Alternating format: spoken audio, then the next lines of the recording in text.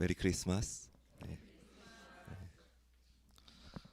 앞뒤에 계신 분들 메리 크리스마스라고 인사할 건데요. 제가 발음이 좋아지는 방법을 하나 알려드립니다. 메아리 크리스마스 하시면 됩니다.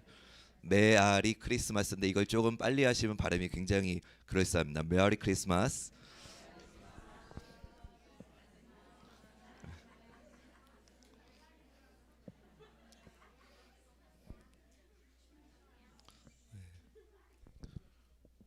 김영관 장군님 미국에서도 통할 것 같죠?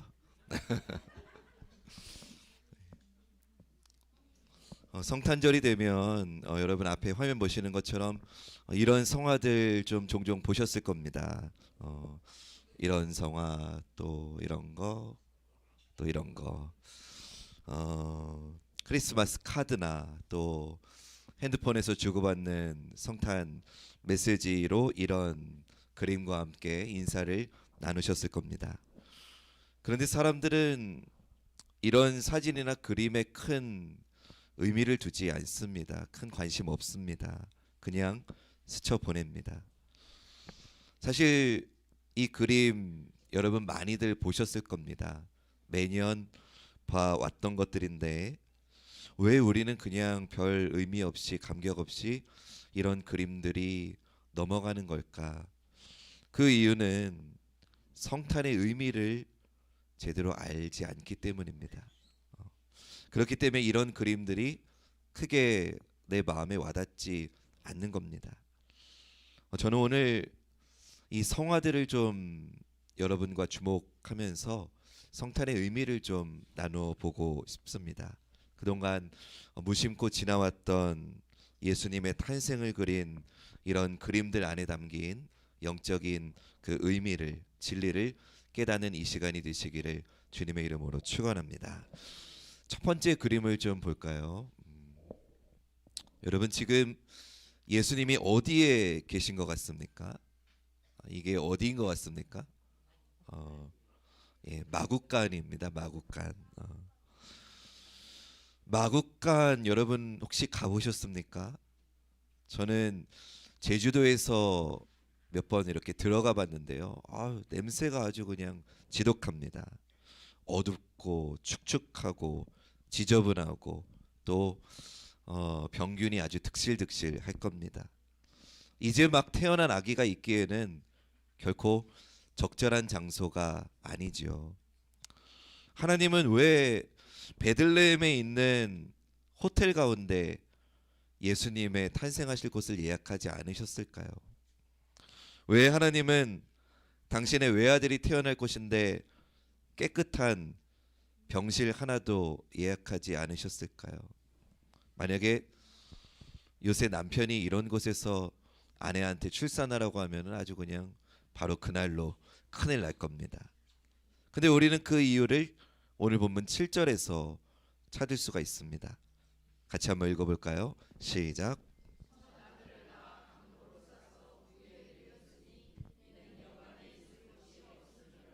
아멘. 예수님이 태어나실 때 이미 모든 방이 만실이었기 때문입니다. 방이 없었다는 거죠.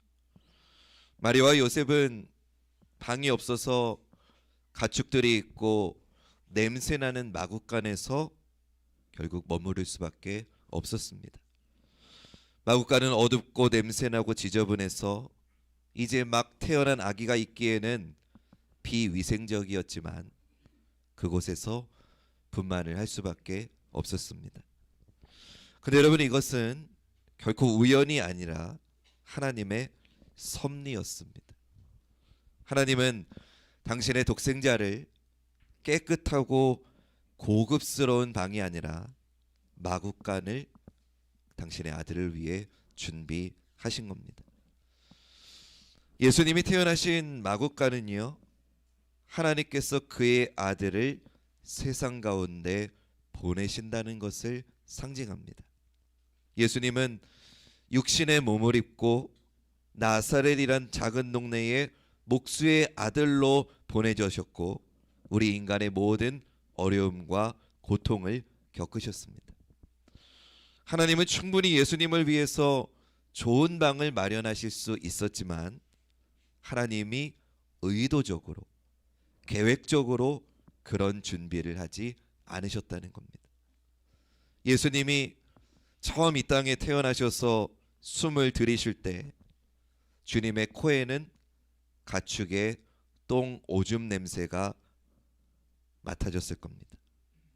예수님이 태어나서 처음 들었던 자장가는 고급스러운 멜로디가 아니라 동물들의 우는 소리였습니다.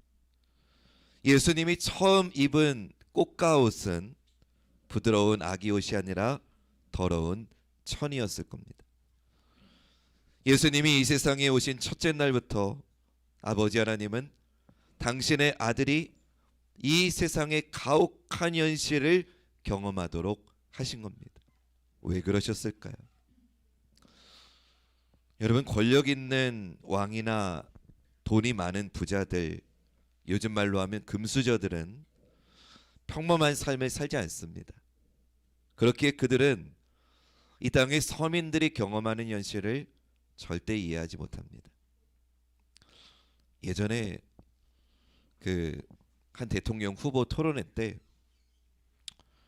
버스 요금이 얼마인지 아십니까? 라고 물어봤을 때 한 대통령 후보가, 그분이 우리나라 대통령이 되셨습니다, 50원이라고 대답했다가 여론으로부터 큰 문매를 맞은 적이 있습니다.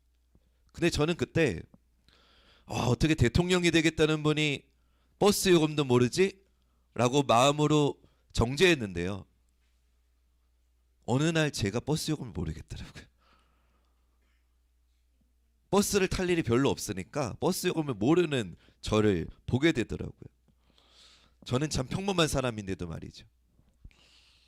여러분, 근데 모를 수 있을 것 같다는 생각이 드는 거예요.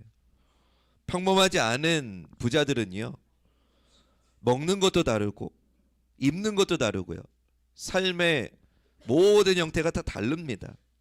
그렇기 때문에 그런 분들은 경제적인 고통 이해 못합니다. 다른 사람들이 가지고 있는 집 걱정, 학비 걱정, 먹고 살 걱정, 이런 거 이해하지 못합니다. 이런 말이 있습니다. 아파보지 않은 사람은 아픈 사람을 위로할 수 없다. 가정의 불화를 겪어보지 않은 사람은 지금 가정 문제로 힘들어하는 사람을 제대로 이해할 수가 없습니다. 또 가난해보지 않은 사람은 지금 가난하게 사는 사람을 이해할 수 없습니다. 예수님은 육신의 몸을 입고 이 땅에 오셔서 우리의 삶에 깊이 공감하기를 원하셨습니다. 예수님은 우리 인간들이 당하는 어려움을 머리로만 이해하는 게 아니라 당신의 몸으로 직접 태어날 때부터 경험을 하신 겁니다. 그래서 우리가 겪는 어려움을 통해서, 우리가 어려움을 당할 때 우리는 예수님으로부터 위로를 받을 수 있는 것입니다. 여러분 가운데 혹시 줄이 없고 빽이 없으신 분이 계십니까? 예수님도 그렇게 사셨습니다. 가난하십니까? 예수님도 평생을 가난하게 사셨습니다. 차별과 핍박을 당했습니까? 예수님은 한 살이 되기도 전부터 피난을 가셔야 됐습니다. 왕따와 배신을 당하셨습니까? 예수님은 수없이 당하셨습니다. 비웃음을 당했습니까? 예수님은 매일의 삶의 일부였습니다. 버림을 받았습니까? 예수님은 가장 사랑하는 제자들로부터 버림을 받으셨습니다. 사랑하는 사람을 잃으셨습니까? 예수님도 수없이 경험하셨습니다. 육체적인 고통을 지금 겪고 있으십니까? 예수님은 어떤 사람이 겪었던 것보다, 또 앞으로 겪을 어떤 고통보다도 더 심한 고통을 십자가에서 경험하셨습니다. 그래서 우리는 예수님이 태어난 마구간을 볼 때마다 어떤 어려움을 경험하든지 예수님은 우리의 모든 것을 다 이해하신다는 사실을 기억해야 됩니다. 이것이 성탄의 첫 번째 의미입니다. 우리 화면 보시면서 선포해 볼까요? 시작.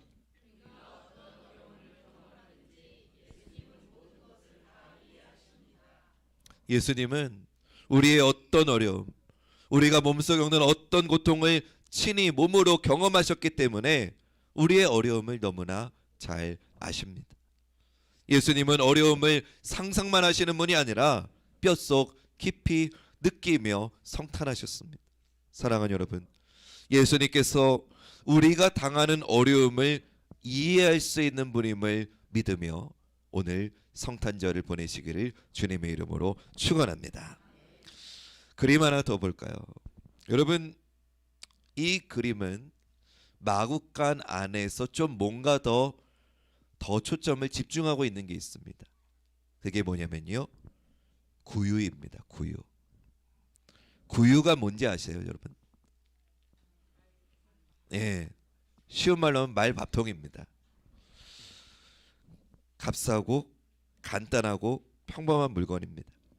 근데 여러분, 혹시 교회가 아니면은 구유라는 단어를 세상에서 들어보셨습니까? 저는 그런 생각이 들더라고요. 교회가 아니면은 구유라는 단어를 아는 사람이 몇이나 될까? 저도 모를 것 같아요. 예수님이 구유에서 태어나셨다고 하니까 우리가 구유를 듣고 아는 거지, 교회가 아니었으면, 이 성탄의 이야기가 아니었으면 우리는 구유라는 단어도 몰랐을 것 같아요. 하지만 하나님의 아들이 구유에 누였다는 사실 때문에 그 평범했던 구유가 굉장히 값진 물건이 되었죠.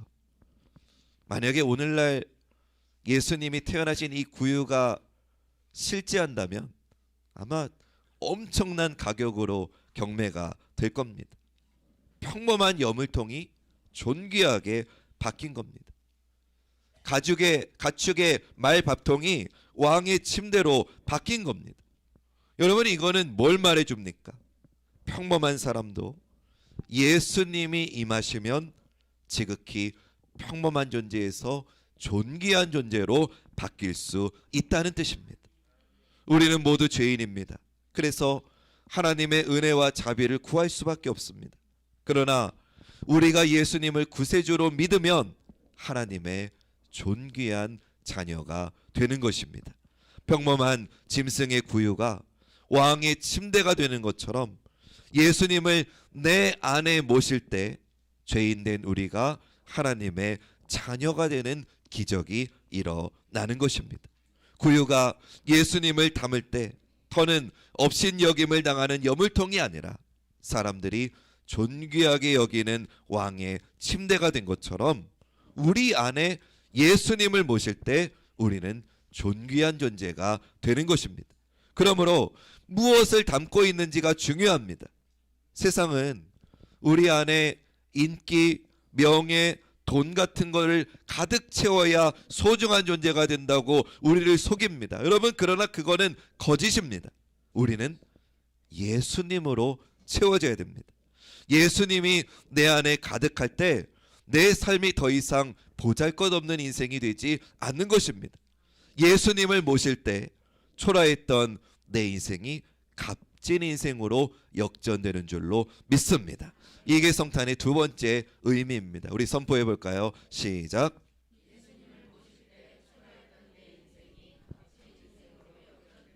아멘. 예수님의 성탄은 누구나 귀한 존재로 변화시키는 사건임을 믿으시며 오늘 성탄의 기쁨이 가득하시길 주님의 이름으로 축원합니다. 마지막으로 성 하나 더 봅니다. 여러분, 여기에서는요 목자들이 나오죠. 그리고 그림에는 표현되지 않았지만 천사들도 있습니다. 목자들과 천사에 좀 우리의 초점을 맞추면서 오늘 본문 8절부터 12절 말씀, 우리 조금 길긴 하지만 함께 읽어볼까요? 시작. 이 지역에 목자들이 밤에 밖에서 자기 양떼를 지키더니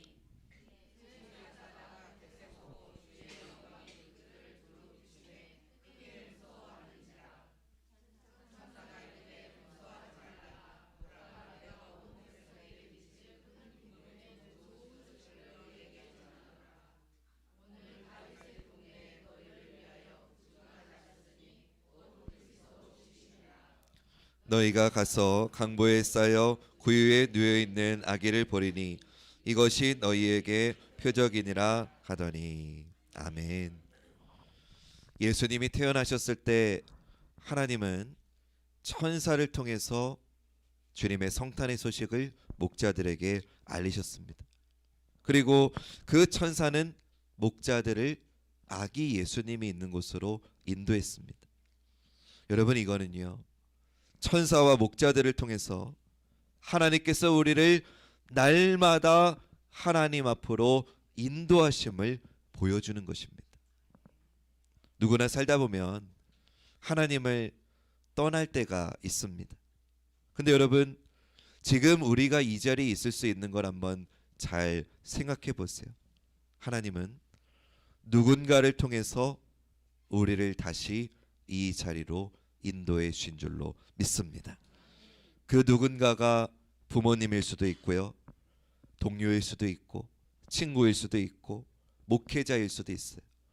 이분들 모두가 하나님께서 나를 이 자리로 인도해 주신 천사요 목자들인 줄로 믿습니다. 혹시 이 자리 가운데 아직 내가 하나님을 찾고 계신 분이 계십니까? 그렇다면 이것을 기억하십시오. 하나님은 이미 나를 인도하는 인도자를 내 삶에 보내셨습니다. 하나님이 이미 보내주신 그 인도자에게 내가 조금 더 민감하게 반응할 필요가 있습니다. 하나님이 보내주신 그분들을 통해서 다시금 예수님을 인격적으로 만나셔야 됩니다. 예수님은 2000년 전 베들레헴에 태어나셨지만 그 예수님이 어제 말씀드린 것처럼 오늘 우리 각자의 마음속에 성탄하신 줄로 믿습니다. 주님이 오늘 내 마음에 성탄하지 않으신다면 사실 2000년 전 성탄은 나하고 아무 의미가 없는 겁니다. 상관이 없는 겁니다. 2000년 전 이 땅에 성탄하신 예수님이 오늘 우리 마음, 내 마음에도 성탄하셔야 됩니다. 예수님은 또 이미 예수님을 영접한 분들에게도 인도자를 보내십니다. 예수님을 영접한 후에도 우리가 사는 동안에 하나님은 꾸준히 내 인생에 인도자들을 보내주십니다. 천사들을 통해서 목자들을 인도하셨던 것처럼 하나님은 계속해서 누군가를 내 인생 가운데 보내주십니다. 우리를 인도하십니다. 우리가 그것을 믿고 내가 때로 영적으로 방황할 때 나를 하나님께로 인도하는 그 인도자에게 민감하게 반응하시기를 주님의 이름으로 부탁드립니다. 사랑하는 여러분, 지난 여러분의 삶을 돌아보세요. 하나님은 영적 좋은 지도자를 보내셔서 여러분을 바른 믿음의 길을 걸어가게 하셨어요. 하나님은 우리에게 관악중앙교회라고 하는 이 좋은 믿음의 공동체를 허락하셔서 우리가 낙심하지 않고 믿음을 지키게 하셨어요. 그 밖에 여러 만남의 축복을 통해서 우리의 걸음걸음을 인도해 주셨어요. 우리 지금 옆에 계신 분들 한번 얼굴을 쳐다보세요.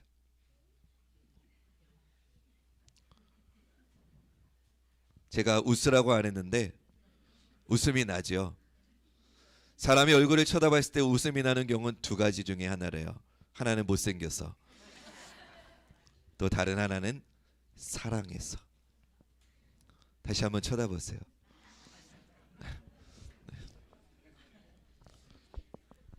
이렇게 격려합시다. 못생겨서가 아니에요.